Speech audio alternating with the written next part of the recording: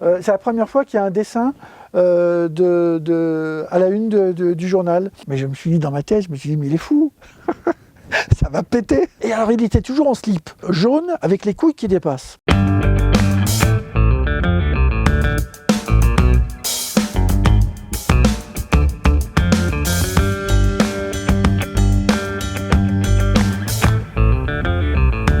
Alors, ici c'est les archives, hein, c'est ça? C'est ça. Alors c'est pas celle, c'est pas la fameuse. Quelques jours avant, il y avait eu un drame dans la montagne. Il y avait une boîte de nuit du côté des Alpes où il y avait plein de jeunes qui étaient morts tragiquement. Et donc, comme De Gaulle est mort, du coup, ils ont fait cette allusion qui était assez drôle et qui fait que Charlie Hebdo a été interdit parce que les autorités ont considéré que c'était pas très correct de se moquer de la mort du général de Gaulle, alors que c'était Charlie Hebdo, donc ils sont connus pour se moquer de tout le monde. Harakiri, il me semble, pas Charlie Hebdo. Harakiri. Et du coup, c'est devenu Charlie Hebdo avec toute l'équipe de Harakiri. Ça, c'est une de 78. C'est la première fois qu'il y a un dessin à la une du journal. Et c'était au moment où les Américains ne supportaient pas que les Italiens aient fait rentrer des communistes dans le gouvernement à Rome. Et donc j'ai fait un dessin de l'oncle Sam, à l'époque de Carter qui était... C'est pour ça que j'aimais bien faire le dessin d'un Jimmy Carter souriant, qui était le président des États-Unis, et l'oncle Sam plus sourcilleux. Et c'est bien, je trouve que c'est intéressant parce que l'Amérique, ça a toujours été ça. Le côté, ouais, l'Amérique, Hollywood, voilà, Marilyn Monroe, tout ça. Et puis, il y a l'oncle Sam, qui n'est pas toujours rigolo, voilà. Ça, c'est le monde diplo, c'est ça? Ouais. Alors évidemment, le monde diplo, alors évidemment, on bouffait de l'impérialisme américain du matin au soir. Et moi, j'ai fait ce petit Mickey qui bouffe la planète en forme de gruyère. Et puis Phosphore, ça c'était un journal pour les lycéens, et j'ai adoré travailler avec eux. Parce que tous les mois, je faisais une page de BD sur l'actualité l'actualité poétique, mais destinée aux lycéens.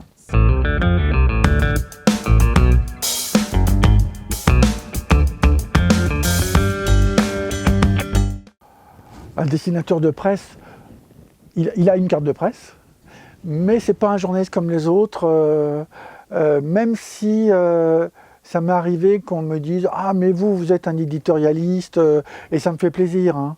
Un éditorial, un vrai éditorial, il y a plein de nuances. Le dessin de presse, il faut que ce soit compréhensible en 2 secondes. Et ça n'est pas objectif. Pour moi, ça c'est un dessin de presse, c'est-à-dire, voilà, putain, il va le faire. Voilà, ça c'est un dessin de presse. Là, ça commence à devenir de la caricature. C'est comme ça qu'on voit l'église. Là, je force le trait, là vraiment. Ça, par exemple, ça c'est un hommage aux victimes ukrainiennes. C'est une peinture, c'est une émotion, c'est... Bon, en fait, je ne me ressens pas le besoin d'être dans une catégorie bien définie. J'ai fait un dessin sur la Chine.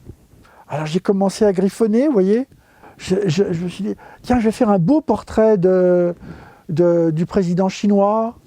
Et puis après, ah non, mais je vais faire le congrès derrière. Alors j'ai fait tout le congrès. Puis après, j'ai fait les détails propres au congrès chinois. Puis après, j'ai fait le dessin, l'emblème du congrès chinois.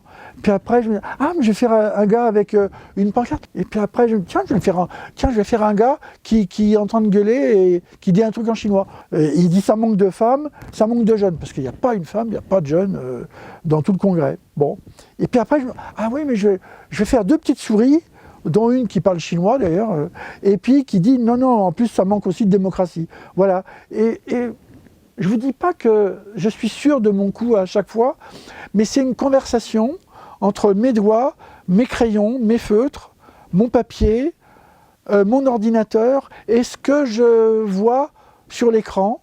Je regarde si ça tient la route. Il y a un moment, je dis, bah oui, je signe, Et puis je me dis, bon, on n'a qu'à dire qu'il est fini. Voilà.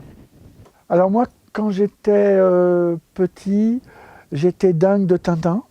Je sais pas, j'avais 8 ou 10 ans, on m'a offert les 7 boules de cristal. Oh, Hergé, ça a beaucoup compté pour moi.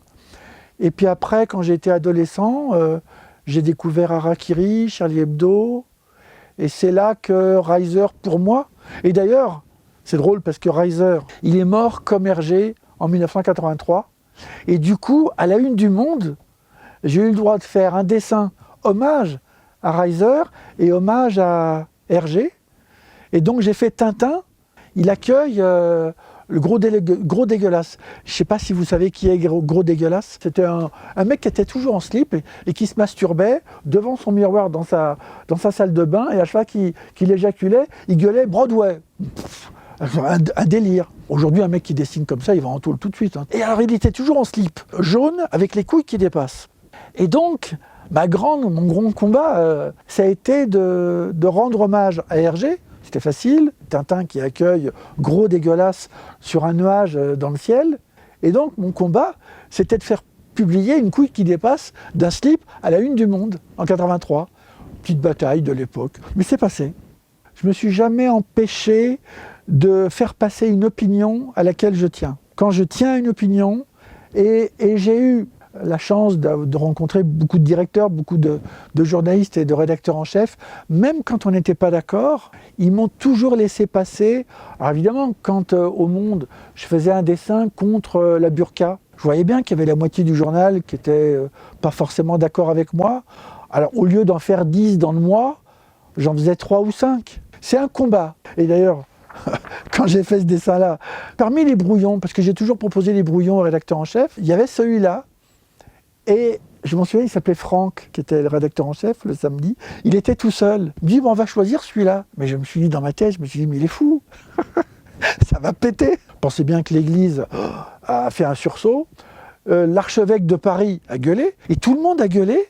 Et mon copain rédacteur en chef, il s'est fait remonter les bretelles, évidemment, par les autres du journal. Mais c'était génial. Et j'ai adoré travailler avec lui. Je ne connais pas un dessinateur qui ait dessiné tout ce qui lui passe par la tête du matin au soir. Il y a toujours un moment où on dit « Oh, ça, je vais peut-être pas le faire, ou je vais peut-être le faire autrement. » Tiens, par exemple, pour moi, on est en 2006, il y a les dessinateurs danois qui sont menacés, et le rédacteur en chef m'a dit « Il faut que tu réagisses au fatwa contre les dessinateurs danois. » Et puis je me dis « Tiens, je vais faire comme si j'étais puni. Je ne dois pas dessiner, je ne dois pas dessiner Mahomet. » Et ce qui est drôle, vous voyez, c'est que quand il a été publié, mais il y a pas mal de lecteurs qui m'ont dit « Mais vous savez, votre barbu, il ressemble beaucoup à Léonard de Vinci. » Oh, mais je dis, si vous voyez Léonard de Vinci, moi ça m'arrange. Hein. C'est pas toujours facile, mais à la fois, il faut réinventer un paquet cadeau pour qu'on puisse ne rien lâcher sur ce à quoi on croit, et à la fois que ça puisse être publié, et que ça ne soit pas considéré comme humiliant pour tel ou tel. Oh, le style, il a forcément un peu changé. Hein. Mais je m'en fous du style, regardez. Ça, j'ai dû le faire... Ça, c'est 2 manières de travailler. Hein.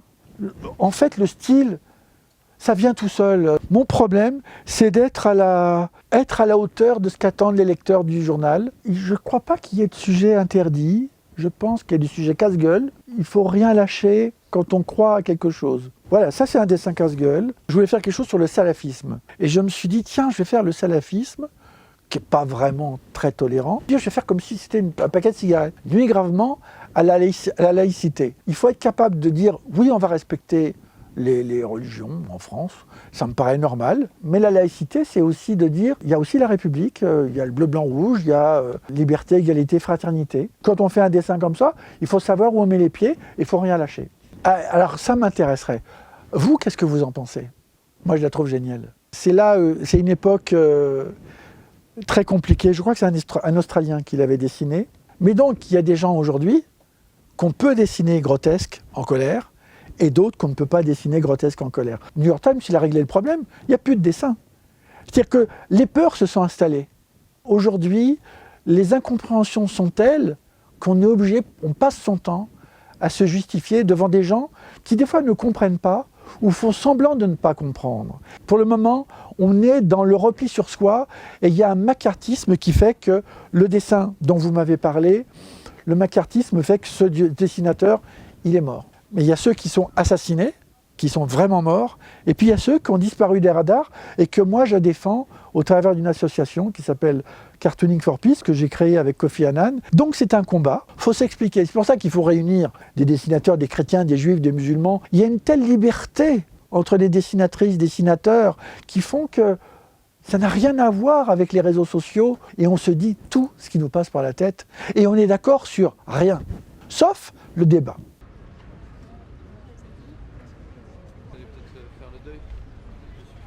On ne forme pas des journalistes pour qu'ils soient tués.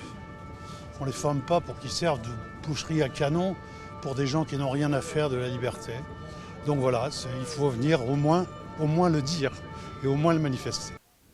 Oui, évidemment, on était tous dans les rues. Moi, j'étais à Paris et j'ai passé mon temps à parcourir Paris dans tous les sens pour voir les gens, pour filmer. Ils ont été tués, comme disait le monsieur qui a interrogé, pour des idées. Et puis, il faut honorer ceux qui ont été assassinés pour leurs idées journalistiques de dessinateurs. Et puis, il y a ceux qui sont tués aussi parce qu'ils sont juifs. Ils n'ont rien fait, ils sont juifs. C'est une question d'intolérance. Il faut savoir qu'en France, il y a des gens qui sont ignorants.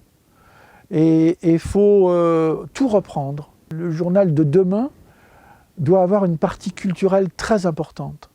C'est-à-dire qu'il doit s'adresser non pas à des gens convaincus entre nous, il faut aussi s'adresser aux frères qui a une autre culture, qui a une autre religion, une autre conviction. Et il ne s'agit pas de l'humilier, il s'agit de dire « tu n'es pas d'accord avec moi, ce n'est pas un problème, on va discuter ». Et on espère que le fruit du débat et de la conversation qu'on aura avec vous toutes et avec vous tous, on sera enrichi. Vous serez peut-être enrichi de ce qu'on aura pu pondre comme journal. On sera peut-être enrichi par vos réactions à vous s'il y a un débat. Et s'il y a un débat, tout est possible. Moi, je pense qu'on n'est pas sorti de l'auberge. Je pense que le tsunami d'intolérance est quand même toujours présent. Et ça veut dire qu'il faut retravailler notre culture et proposer une culture d'ouverture avec tout le monde. Et s'il y a des ignorants, il faut aller les voir, il faut aller leur parler. C'est un cadeau pour vous. Je vais prendre cette mallette, si vous voulez. Alors, la petite valise, je l'ouvre. Tic-tac, tic-tac, tic-tac, tic-tac. Alors, je vous montre. Il y a un numéro du Figaro. Ah, il y a un dessin de Sennep, on dirait. Sennep, ouais, c'est un dessin de Sennep. Qui est un immense dessinateur. Je crois qu'il était très à droite. Et donc, alors maintenant, je regarde la date. 23 mars 51. Ah ben alors, ils doivent parler quelque part d'une grève des cheminots, parce que mon père était cheminot, et tout était bloqué, ce qui arrive de temps en temps. Il doit y avoir un truc sur la grève. Ah, c'est drôle. Ah bah c'est sympa. Alors là, vraiment, en plus, il y a un dessin de Sennep. En tout cas, merci beaucoup, 23 mars 51. C'est très gentil, très sympa. Et j'ai failli accoucher dans un car de police parce que il y avait des grèves partout. Voilà.